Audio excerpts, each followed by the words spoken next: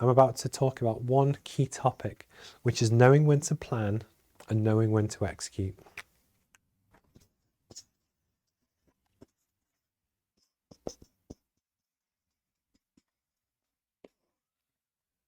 So on our Tuesday 8 p.m. session, we have a lady who is going to look to launch her own business.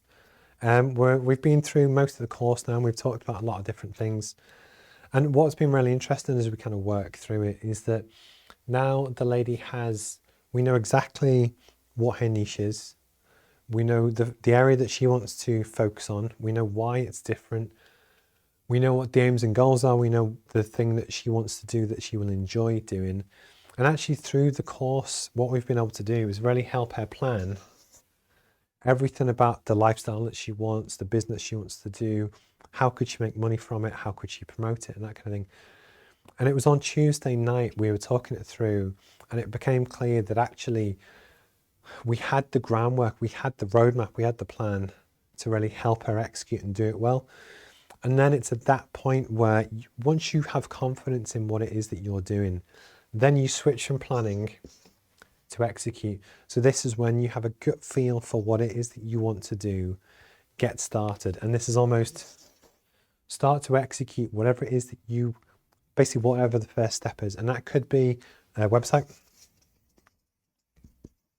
socials, or speak to people.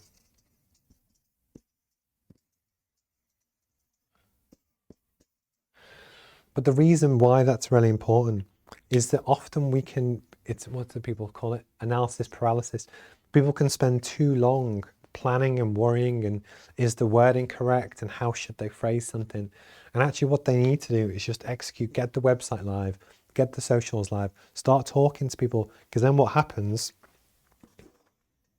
you get feedback on different things, or you find out that that message that you are trying to communicate isn't quite working or isn't quite as good as it could be. But then what you can then do is improve again.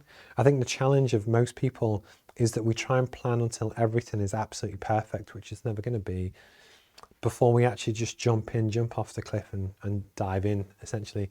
But it was almost that on Tuesday night especially, there was a point when we had it cracked. We knew exactly what this person should do, how they're going to do it. And it's at that point then having the confidence to execute and actually just then create the website, get the offer, get the first draft of what you want to offer the world public. And then yes, we can tweak it, we can change it, but it's knowing when to do that. For me, the time to do that is when you have a good solid plan that you think is a genuine niche, that you have confidence that people will want to buy it or engage with it. And almost as soon as you have that, then write it down.